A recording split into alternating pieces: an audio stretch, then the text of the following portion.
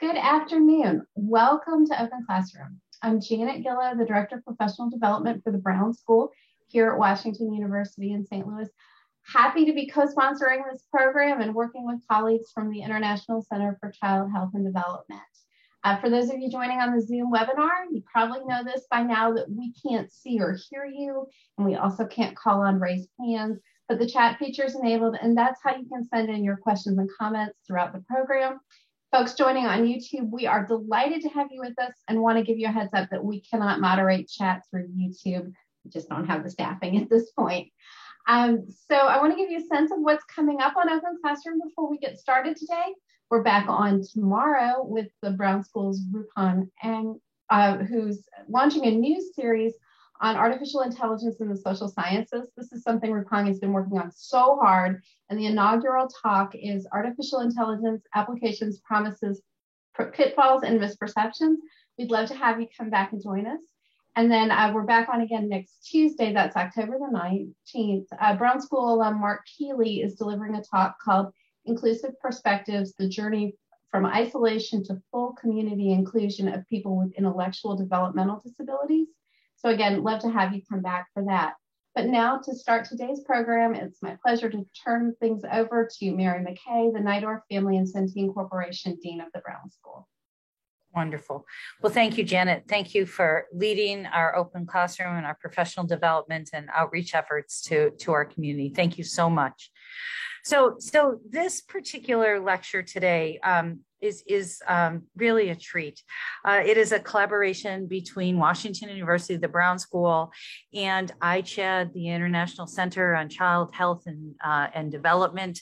ICHED is a group of faculty and staff, teams in the US, teams across sub-Saharan Africa that are really coming together with community members, with young people, with schools, with cultural leaders to come up with new solutions to support children and families and communities. This is a vibrant research group and led by Dr. Fred and many other faculty members that are really driving very important global work. And so I'm delighted to have our speaker here today, who I have known actually for some time.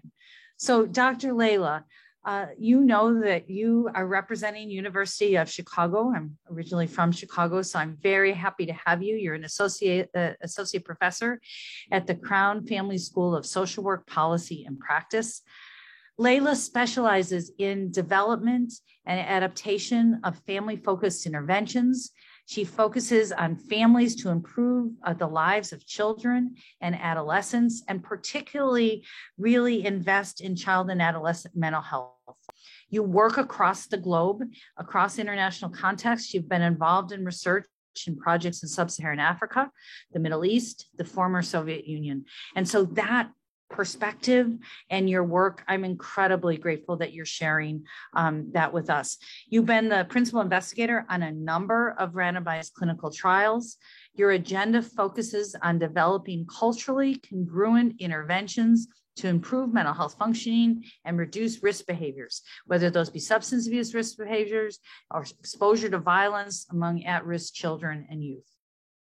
Now, what's important is that before you were an amazing scientist, you had a real impact, particularly in practice. You were the founder and director of the Center for Psychological Counseling in Azerbaijan.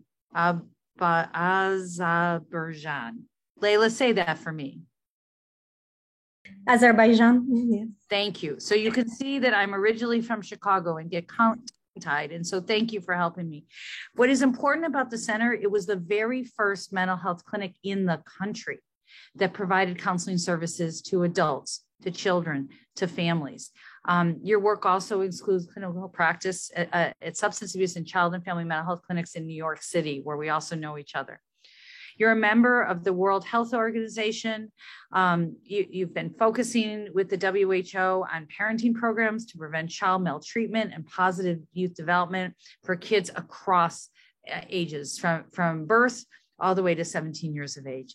So we are delighted to have you here. I am delighted to hear some of your talk. I'll stay on for a little bit and then I'm going to move over to YouTube. So Layla, Dr. Layla, take it away.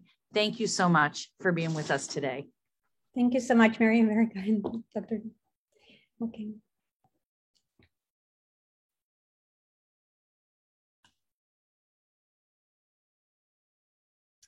Should I start, or Fredna is going to say something about iChat? No, you go right ahead. Okay. And then Fred will be at the finish. Wonderful. Okay, so let me start. I know the title sounds a little bit ambitious, but I think the idea is to really probably share the experience of implementing 3 different studies. As you can see, they're in completely different parts of the world, but at the same time, focusing also on slightly different issues. For example, the study in Burkina Faso was with children who were at risk for child labor and at risk of being separated from their families. The study in Kazakhstan is talking about the kids who are at risk for drug use, and we were using a digital family-focused intervention. And the study in Azerbaijan, where I'm from, is focusing on children who are returning from residential institutions to their birth families. So on one hand, the studies are completely different. At the same time, I think what I wanted to share is what probably unites them and what kind of strategies we could use with kids who are at risk, and how do we improve mental health functioning among them. And in a way, it's not going to be a typical probably research presentation. I will definitely share some of the outcomes, but mainly I wanted to share the challenges that we experience and also how we can turn that into opportunities and where do I kind of want to go from there. So overall, I think when we are developing mental health interventions in global health settings or in global settings, we're kind of trying to focus on 3 main issues. One, we're always looking for theory-driven interventions that are also evidence-based, that we could adapt to local kind of conditions. But the challenge here is sometimes the theories that we use, they don't necessarily fit the local environment.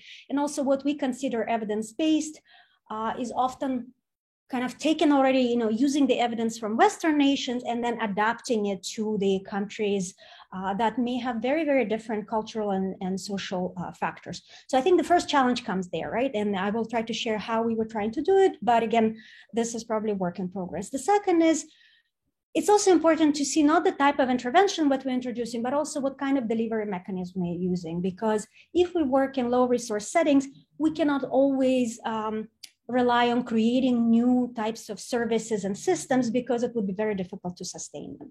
So therefore, I think in our work, we were always trying to use how can we rely already on existing system of services, whether formal or informal. And that, of course, brings the last point that we need to make sure that the interventions are cost effective. And therefore, if we're already using the existing strengths of the community, right, whether professional services or informal systems of support, then that could probably help us make it more sustainable and also cost efficient. In a way, I feel the famous Buddhist parable about elephant and blind sages or blind wise men fits in general kind of the issues related to measurement in social sciences, because in a way, when we're talking about complex social phenomena, and I view, for example, child global mental health, right, mental health issues as a very complex issues, what we're trying to do is we're trying to approach the issue from different perspectives. And psychologists would talk about certain issues, economists would talk about other issues, and we're all kind of right? Because all of these factors definitely play a role, but at the same time, it really doesn't allow us to grasp the full picture. I also feel that this applies also to how we deal with complex problems, right? Not only how we measure complex social issues, but also how we try to tackle them.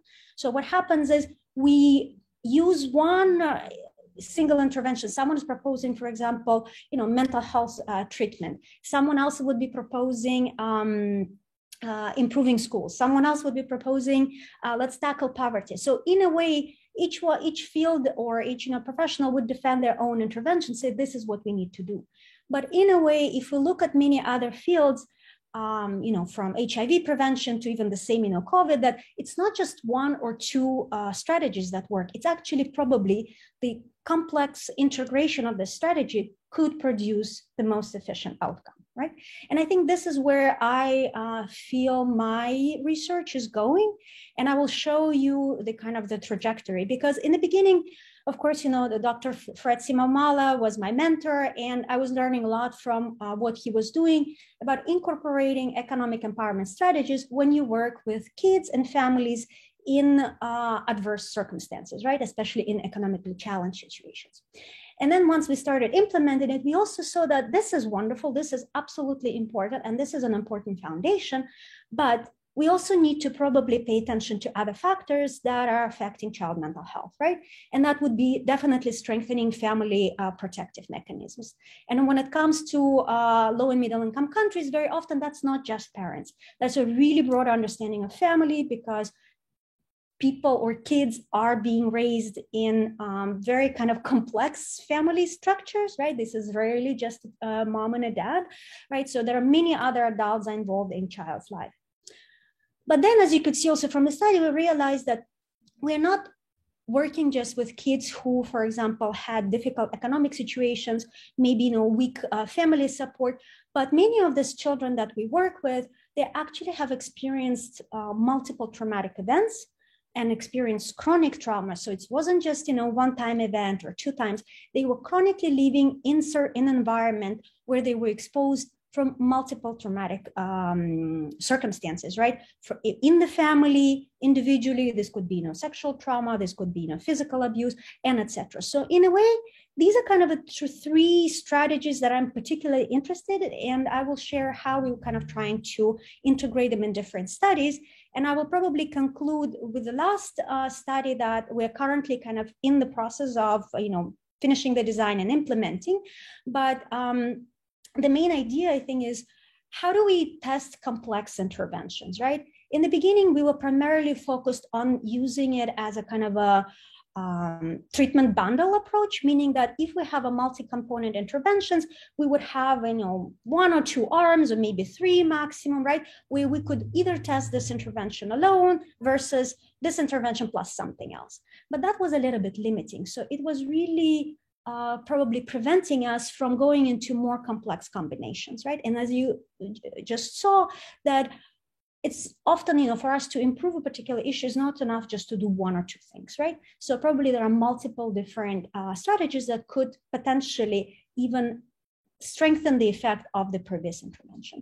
So, and in that sense, the multi-optimization strategy that is, developed and actively promoted by Dr. Linda Collins is a kind of methodological approach that allows us to independently test the effects of these different components or modalities, and also identify the most optimal combination. Because in a way, this model comes from engineering, and engineering, they strive for optimization, meaning that at the same time, even if the issue is complex, it doesn't mean we need to do everything. Like at every single kid who is struggling, we need to throw, let's say, 10 or 5 different interventions. The idea is, how do we actually pick and choose and figure out what's the most needed, right? Because that would also bring us probably also to the effective to efficient use of resources. So if there are no questions so far, I could start with the first study, which was conducted in Burkina Faso. Very briefly, again, later, if you want to ask specific questions, you can do so. But for now, I'll just kind of briefly explain what we were doing there. This was in West Africa. Burkina Faso is in the Sahel region that is severely affected by ultra-level poverty and food insecurity, mainly related to seasonal droughts. And children who are living in ultra poor households, they're very at high risk for child labor, right? When they're working to supplement income for their parents. And often that leads to separation from families, because not only they're working, next to their families, in kiosks and selling things, they're often sent to work in gold mines, in cocoa plants, and etc., right? And sometimes, kids are also sent for financial reasons to religious schools that are free. And also kids, also often for financial reasons, could be mainly girls, could be married off early, right, to reduce the financial burden. So when we were approached by an organization that were planning to basically use an economic model to see that if we help these families and provide them, economic support, right, would we be able to reduce this risks to child protection? And theoretically, we already knew that definitely poverty is a huge risk factor, but we probably suspected it's not the only factor that would play a role. So we said we would do it only if we also try to kind of compare it to another approach, right? So when we not only test the economic empowerment intervention, but we do it together with a family kind of coaching model. We call it family coaching because it's not really psychoeducation, but that was probably the most appropriate term at that time. So, and the idea was that, by the way, yeah, so if you're interested, there is a link. This story was the cover story in one of the magazines at our schools. But basically, what we did is we went into the poorest villages in the northern region of the country. So they were poor even by the levels of Burkina Faso, right? And then we looked at these two interventions. So one is the Trickle Up, that was the organization that was implementing it. And it was also an asset-based intervention, but it included multiple components, right? It mainly included savings groups, specifically for women, right? Because gender poverty is a big kind of topic. So we're saying, okay, we really wanna work with women, and therefore that all economic interventions would really target women. And even there, we already felt that, you know what, we're working in a very traditional environment, possibly working only with women could introduce some kind of challenges in family dynamics. And therefore, when we were thinking of a family kind of a strengthening model, we said that not only it would focus on issues that are non-economic, but also affect risk factors for child protection, we would also do for all members of the household, right? So that they would all participate in these discussions and they would all be involved. And then we compare what worked. So briefly, this was a cluster randomized design. So we had 4 villages with about 120 dyads. These were children and moms that we were interviewing. So we had one, the waitlist group, another one only economic intervention, and then the economic plus the family support. So just to show you that this was probably a particular group, because we were working in the environment where mothers had very, very low literacy level. Only 3% could read and write, right?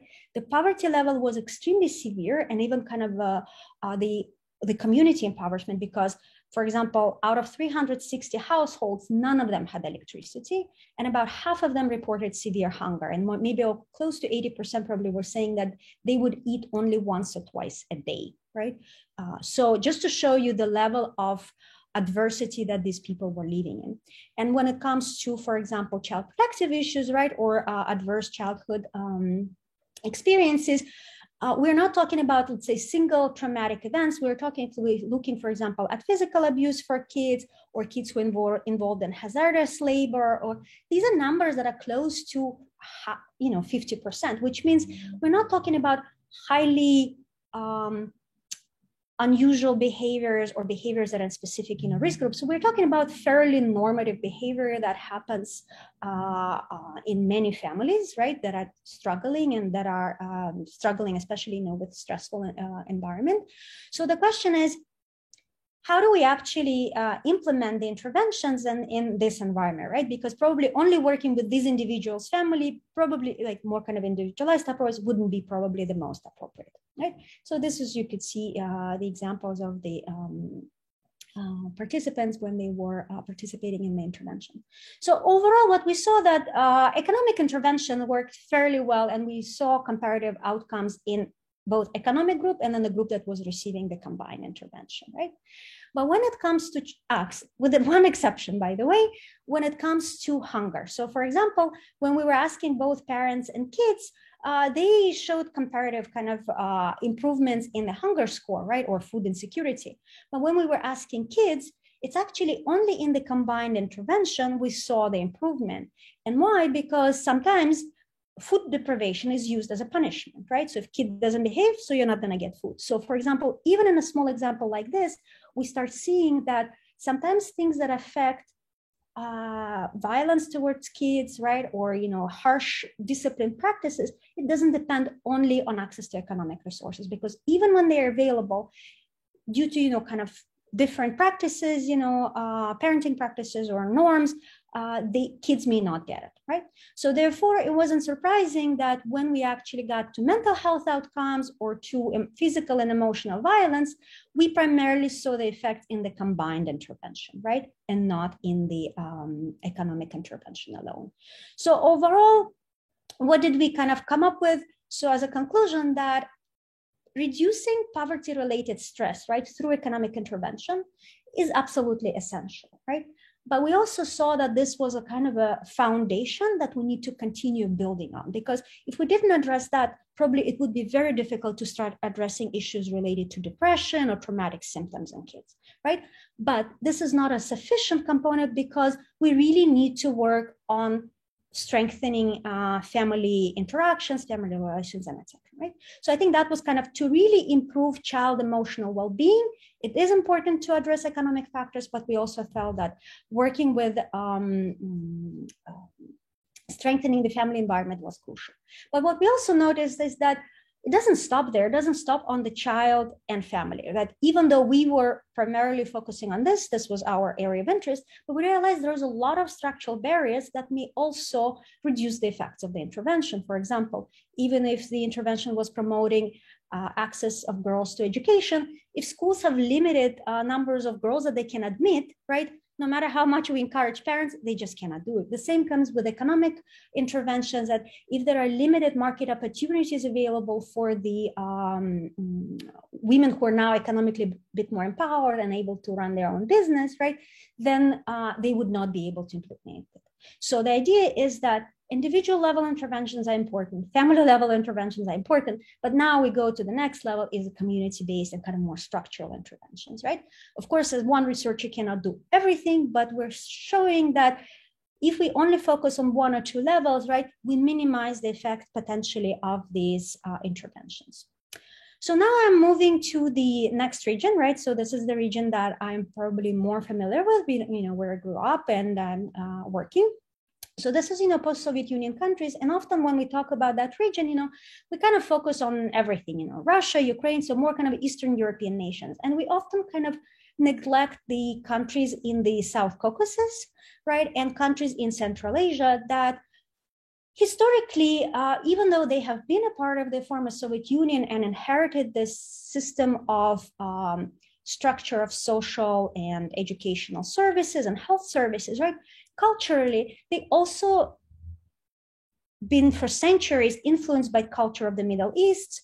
Many of these countries are also, Muslim, predominantly Muslim. So this kind of interaction of different factors between the certain kind of systems that guide the structure of social services, but also different types of factors that affect the family norms and family dynamics, right? So in this environment, we were implementing two studies, and let me go back. One was in Kazakhstan, and that was focused on prevention of drug use. Another one is in Azerbaijan, focused on the working with kids who are returning home from institutions. Again, we use these countries just as an example. Both issues are relevant to actually both countries and all the other countries in the region. So we could easily test them in other places as well. But again, these countries were chosen probably as a pilot, right? So in this intervention that we, again, were primarily interested of mental health of children when they go back home after leaving in institutions, right? And again, countries in the former Soviet Union, usually the number of in terms of the child population, they are not highly populated with kids, but almost half of all the kids leaving institution in the world, right? They are all in this country, right? So the rate of institutional care is extremely high in the region, primarily due to kind of the legacy of the Soviet Union. What we also know that kids who grow up in institutions or who live in institutions, they have poor neurodevelopmental outcomes, and that affects their also mental health functioning, as well as further adaptation in life once they leave the institutions, right? Just as an example, you could see that many kids, end up as homeless with criminal records, they commit suicide or develop mental illness as adults, right?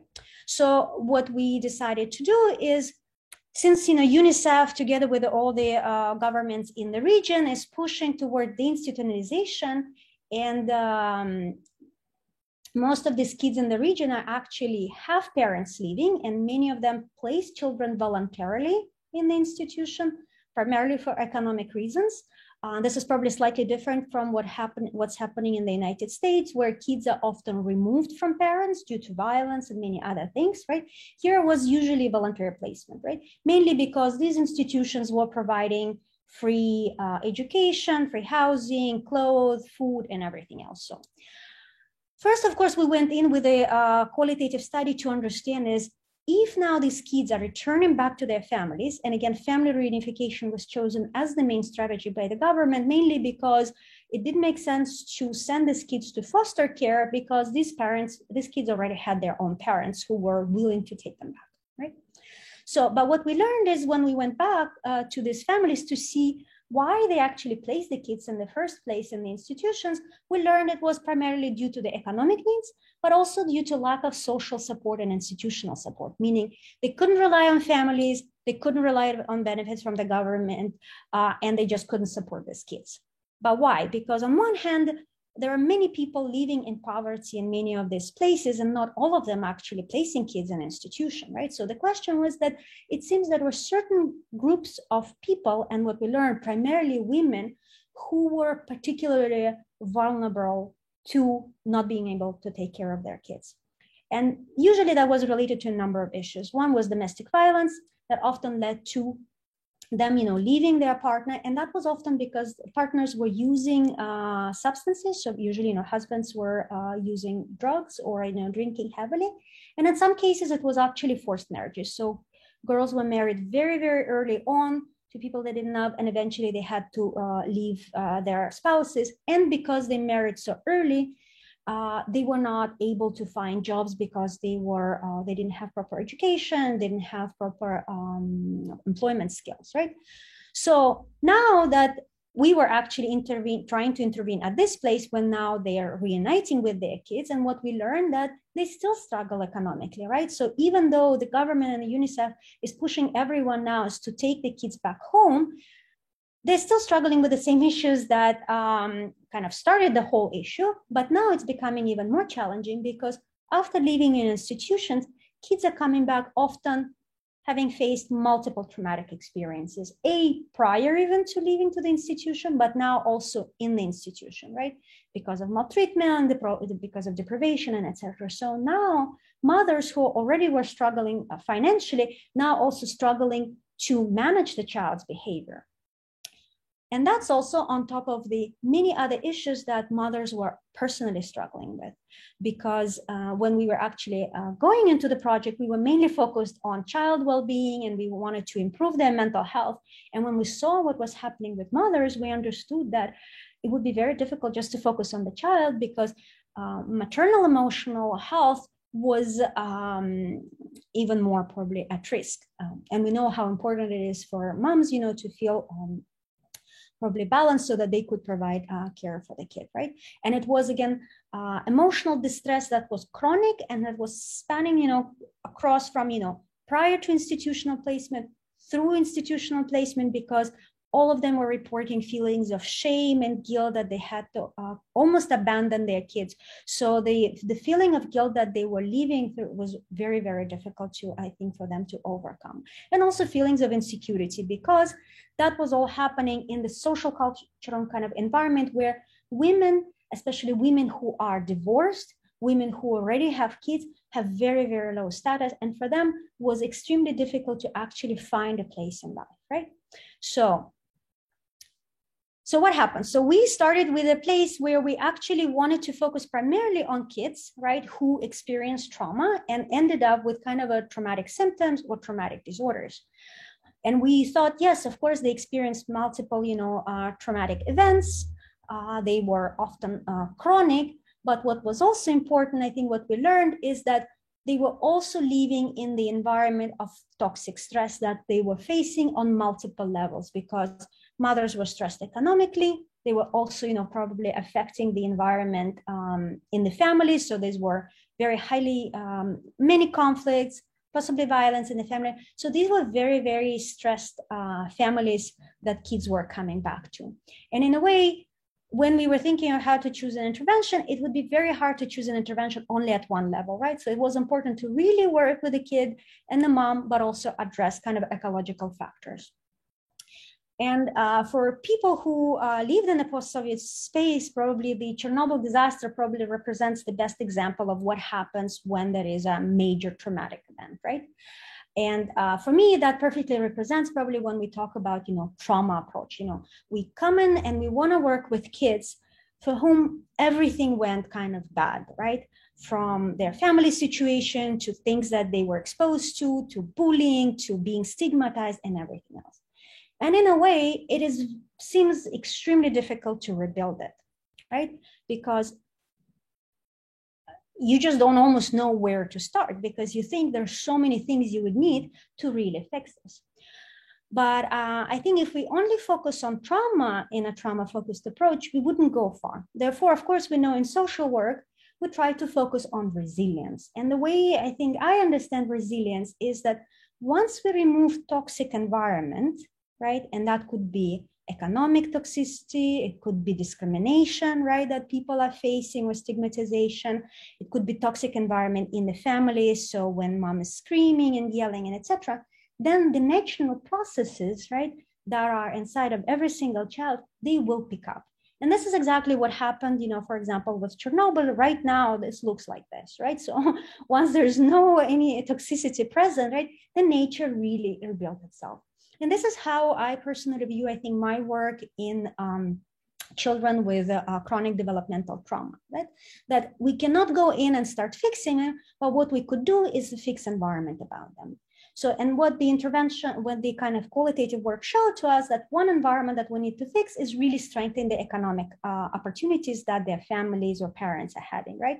And that could potentially improve family stability, reduce parental stress, and increase permanency of their family placement. Because even when kids were going back home, studies were showing that if many of these issues are not addressed, they're facing the risk of secondary institutional placement, because mom tried for a year, it was very difficult, she could bring it back, right? But also, it wouldn't end there, because even if they now have economic opportunities, the problem is like, how do I rebuild the relationship? Because what we noticed that when kids were coming back home to their parents, they wanted to be with them so much, they were dreaming to go back. But when they were going back, they were arguing with their parents, they were screaming at them, they were yelling, they couldn't control themselves, they wouldn't follow any direction, so they were hitting even siblings. So the kids were emotionally struggling because they went through so many traumatic experiences that it was very difficult for them, right? Us also being very little kids, right? So we're talking about not even teenagers, we were talking about maybe 6-7-year-olds to 9-year-olds. So it was very difficult for them to manage and handle all these emotions, right? So therefore, when we were thinking of picking intervention, we thought, okay, we really need to focus on an intervention that would help rebuild the attachment and trust with the parent, right? So focus directly on child-parent relationship, would help reduce the distress that parents and kids are feeling, and also something that would empower women to kind of get out of the isolation and kind of decrease stigma that they were struggling. And we thought that group-based approach was probably most beneficial because it would provide them social support, right? After having a small pilot study, we also got an R1 study that we are currently in the process of implementing, or about to implement, because with the COVID, many things got delayed. But the idea was that to see if to prevent mental health problems, and we were focusing primarily on anxiety-related symptoms, depressive symptoms, disruptive behaviors, and traumatic symptoms among our early school-age kids, we would test 3 different interventions: family strengthening, linkage to mental health services, and economic empowerment. And we were using the MOST approach that I was mentioning earlier, specifically focusing on the factorial design that allowed us to have 8 conditions, right? Or basically 8 groups that would allow us to test these 3 interventions against kind of each other, but also their combinations. So let me explain. So all of the kids in the study, all 400 kids, right? They would get the standardized deinstitutionalization model, which again, that is run by the government, doesn't include any specialized services. It primarily includes case management. So they link them to services, they refer them to schools, and they kind of monitor them. And we thought that we would also add 3 different components, right? Trauma-focused or trauma-informed family strengthening, mental health, and economic empowerment. And what we would do is we would create the most allows us to create a combination. So there would be some kids who would get all 3 interventions together. Other kids would get only certain combinations of the 2. For example, only mental health clinics and economic empowerment, or only family strengthening and economic empowerment, right? And then we would be able to test it all together. The way factorial design works is that, and why it helps us to kind of minimize the sample size, is because we don't necessarily compare each box to each other. What we do is we compare everyone who got the trauma-informed versus everyone who didn't get. And the same is here. So there are 4 groups that got the mental health services and the 4 that didn't. And the same works here. And then you would look into kind of interactions of the ones that are also got economic but didn't get the rest, and etc. So just to give you a brief idea of what kind of interventions we did. So we, for family strengthening, we used a model that very similar to, I think, what Dr. Fred Siwamala is using in Uganda, that is also developed by Dr. Mary McKay. Ours is from University of Chicago, developed by our dean, Dr. Gorman Smith. But we adapted it to Azerbaijan, and we also later added also a few additional modules because we thought they were particularly important for our parents, right?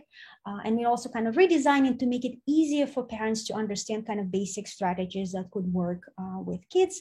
Why parents lacked it in our pilot study? Because it focuses on strength-based approach. We're not focusing so much on what they're not doing right.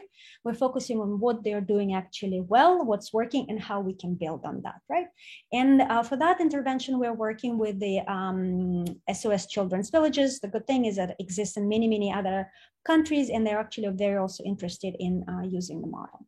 The mental health component we are implementing together with the national mental health clinics. So under the Ministry of Health, we have a National Mental Health Center that runs mental health clinics throughout the entire country. So we were working with them. They usually already on staff have a psychologist, child psychiatrist, and social worker, but we also said that in the multidisciplinary teams, for us, it would be also important to incorporate teachers. And again, because often mental health workers, they use highly, maybe very cognitively focused interventions, right? Like CBT or trauma-focused CBT.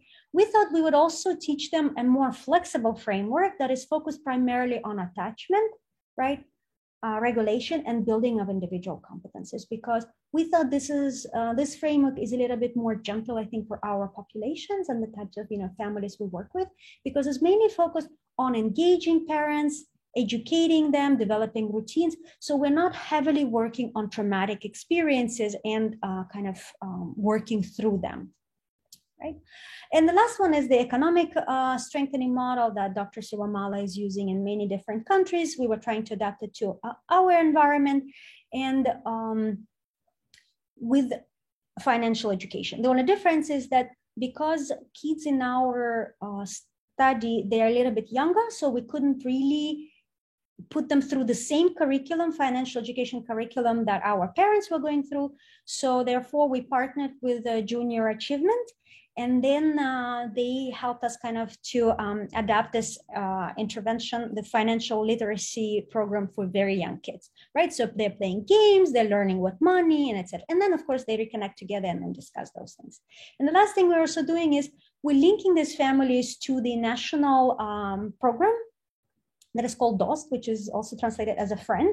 But the idea is that once they go into these places, they're able to get benefits or access to benefits that they're eligible or otherwise, would know where to get and etc. And then also this agency helps them with maybe, finding employment and etc. So the idea is to give them basic financial literacy, assist them a little bit with, start building some funds that they could later again invest in either getting permanent housing, even if it's rent, education, and small business opportunities, right?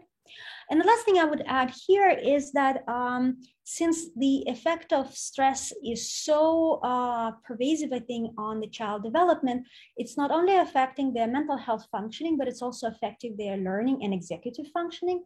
So therefore, we decided to add actually computerized tests that are independent of cultural and language differences.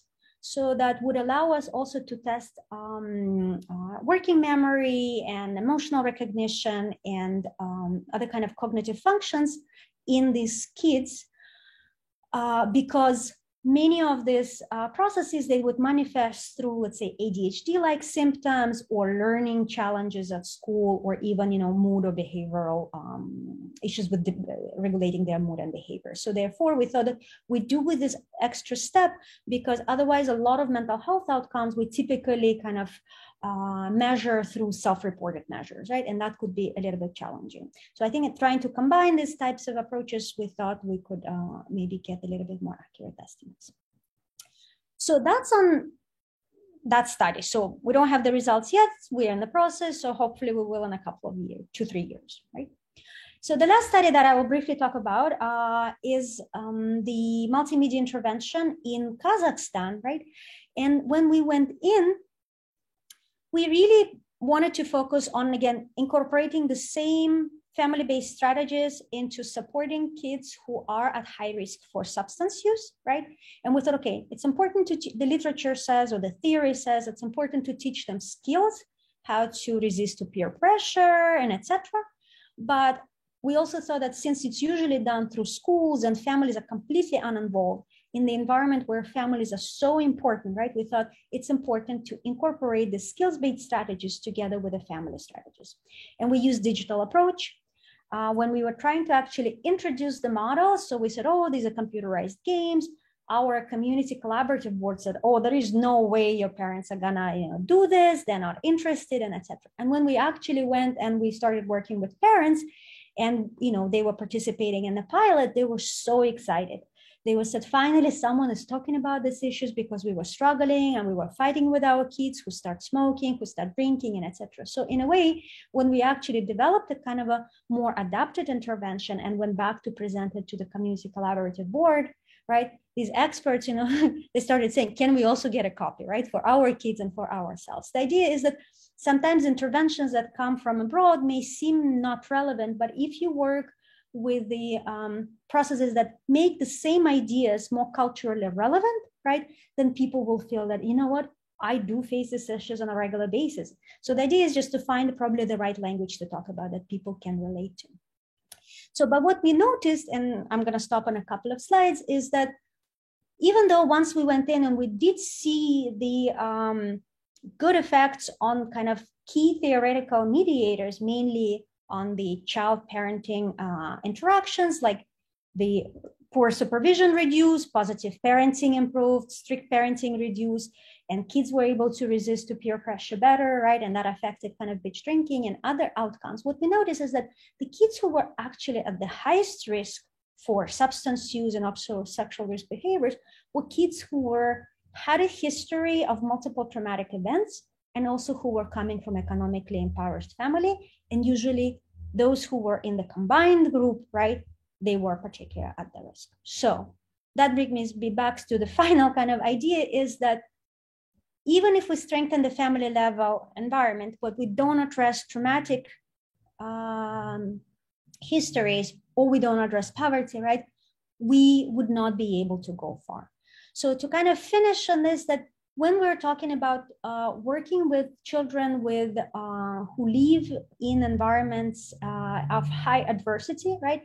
It is, and if we want to address this, traumatic histories and help them grow and develop, what's important is really create a supportive environment and nurturing environment that builds on their competencies, right?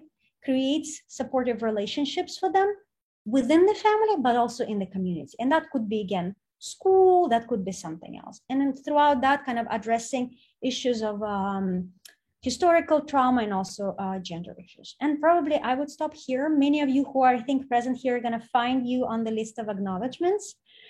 And I'm happy to answer all other questions.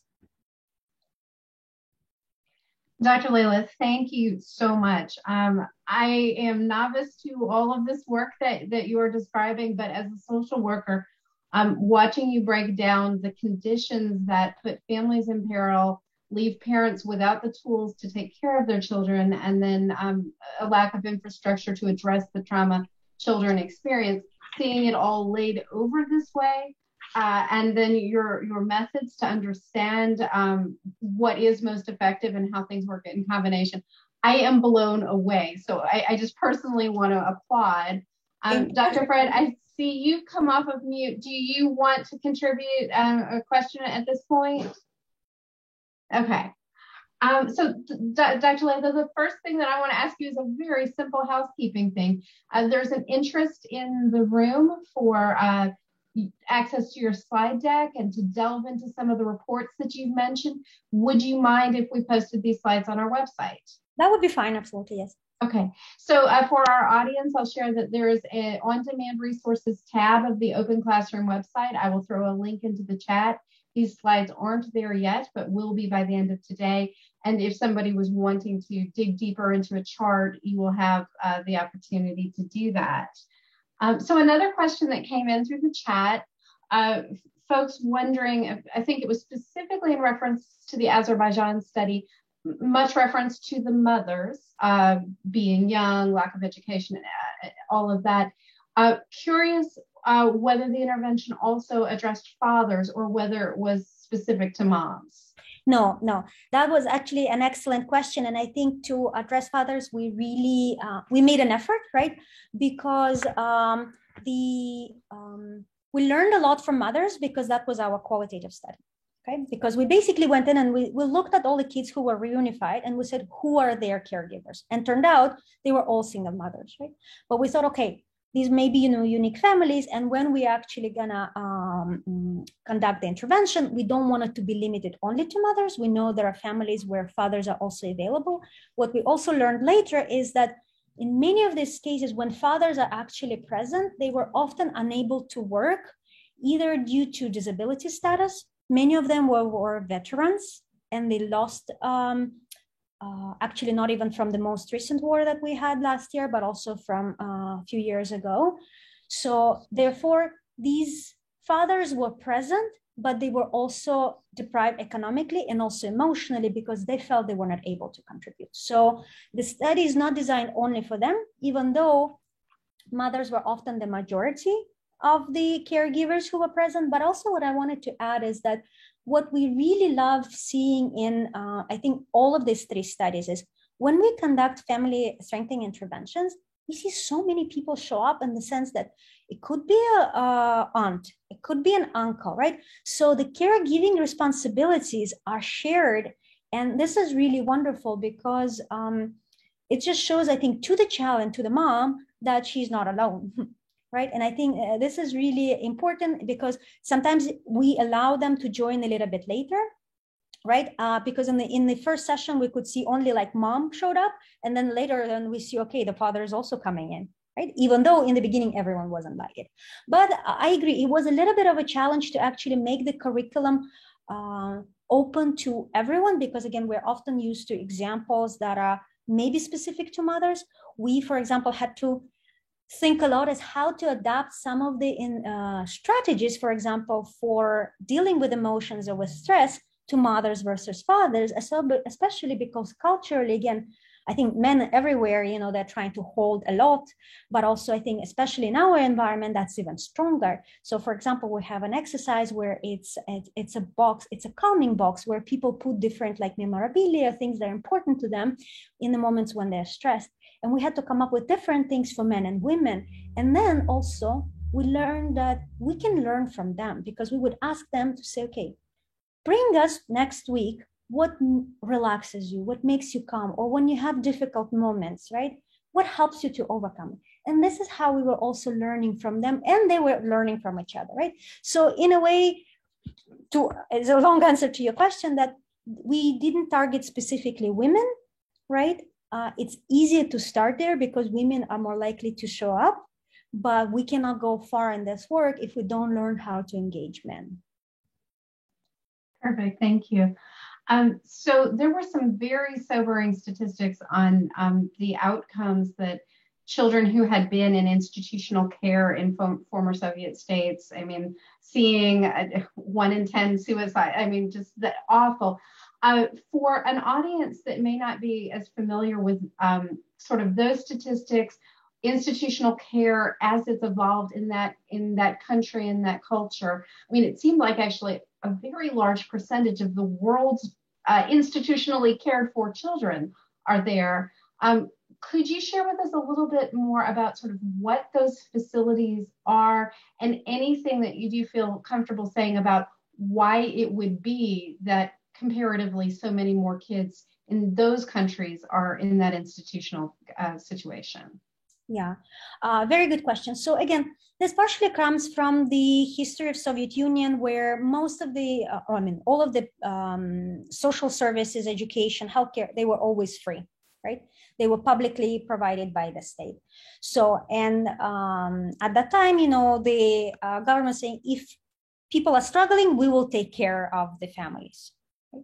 So in a way, in the situations when it was challenging for parents, they would place kids in the care of the state, right? Because state was, very present in the lives of people, right? And instead of actually focusing on addressing individual issues and kind of having more individualized care and trying to figure out how can we actually work and improve the risk factors, that these families are having, right? It was easier to create these large state institutions. So they used to look a lot like residential schools or maybe boarding schools. In some cases, kids could go home on the school break or for summer, sometimes on the weekends. So that would be more like a boarding school styles. Others would be orphanages where kids would be placed there for 10 years or longer until they basically, graduate when they're 16, 17, right? So in the Soviet times, these were very they didn't have a lot of resources. Even though food was provided, it was fairly poor. Now, following the the collapse, not even the collapse, I think in the last 5 to 10 years, the care in these institutions has really improved drastically, right? So they get decent food, they get decent education, and etc. So in a way, government is now investing in improving these institutions. But the challenge is, the more they're improving the institutions, right, it almost creates an incentive for families who are struggling now to place kids in the institution rather trying to. So in a way, it's a catch-22, because of course we want kids to be taken care of, well, right? Because some mothers were saying that, if my kid goes to the school, then, they can learn English, they can learn other subjects, and then they can get into the university. She says, I would never be able to provide that myself, right? But then she's struggling because, she cries every day that the kid is there, and then the kid is struggling because wants to go back. So in a way, I'm not saying institutions are bad, because I think what's literature used to say that all institutions are horrible. That's not how parents were viewing them. They were viewing them almost as a safety net, as a last resort, right? So in a way, we cannot just replace that without giving them something else. And that something else, at least as we are building it, is not super cheap, right? Because it's still going to be costly. But I think it also matters what we measure as a cost, right? Because it could be costly financially, right? But also what are we, in terms of the child development and child well-being and the breaks in the families that we experience. I think that's also valuable, right? So. Perfect.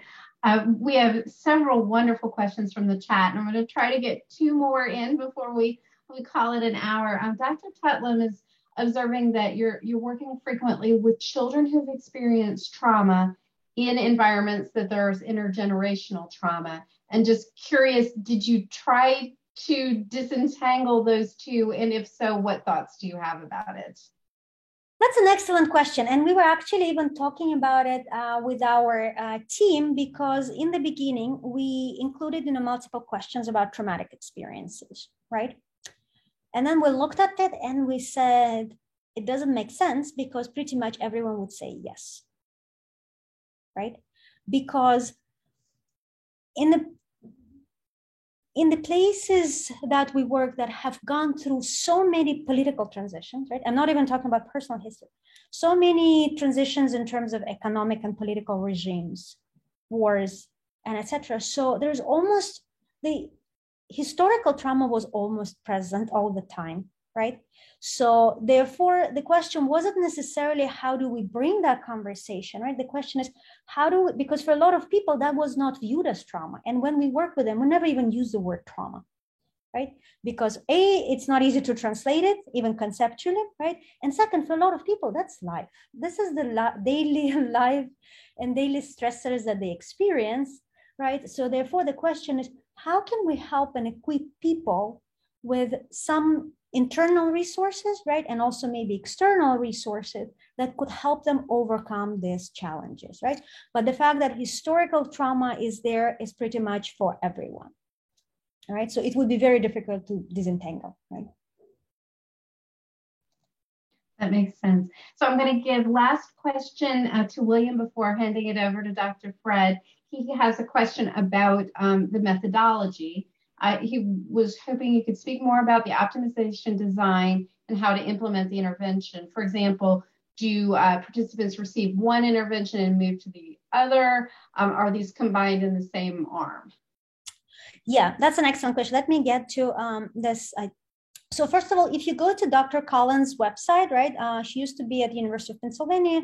No, Pennsylvania State University. Now she's at NYU. She has amazing presentations, slides, YouTube videos that are available. So you can kind of learn more because it's really an interesting approach. I'm really fascinated by it. But in terms of how it is designed in our study is that some of these interventions, they take place more or less at the same time, right? Because, for example, if we talk about economic empowerment, right? So there is, let's say, only about first 2 months that when they receive financial literacy, but then they continue saving, let's say, for 2 years, and that would be continuous.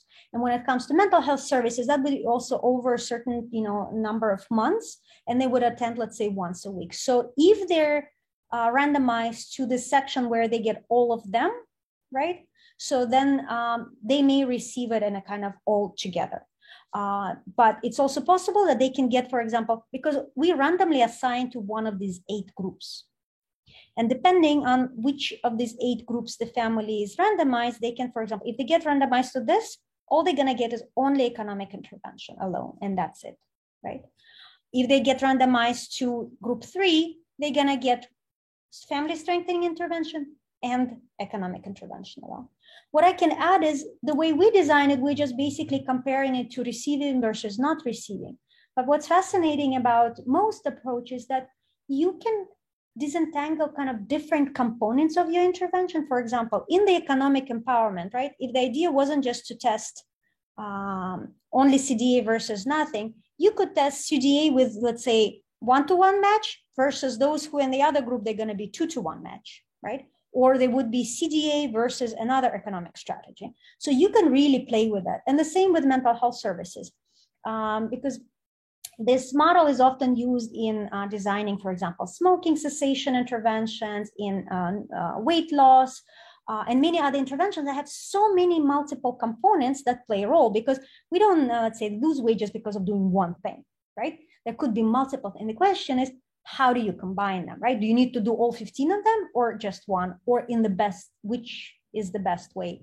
Shorter term, longer term, and etc. So this allows you to kind of play with those components. We just kind of use the most simple approach, but you could also make it, let's say you can compare regular family strengthening versus trauma-focused family strengthening, right? That doesn't even have conversation about talking about traumatic experiences. So. Wonderful. Thank you so much for that answer. Dr. Fred, I see you are off of mute. Would you like to offer some comments? No, I know we are out of time. And Dr. Leila, it was really a true pleasure having you with us. Thank you so much. I learned a lot myself. And it's always good to see your former student doing exceedingly well. Thank you so much. This was excellent. Thank you. We learned a lot. And we learned a lot from you, because Dr. Siwamala is also co-investigator on the study. So we're continuously learning a lot. Well, what a beautiful way to take us out with friends and colleagues who continue to learn from each other and are doing amazing work. I want to thank the audience for great questions. Dr. Layla, thank you for being our guest today. It's been a wonderful presentation. Thank you so much for having me. Hope to see everybody back again at another program soon. Please stay healthy and safe out there, everybody. Goodbye now.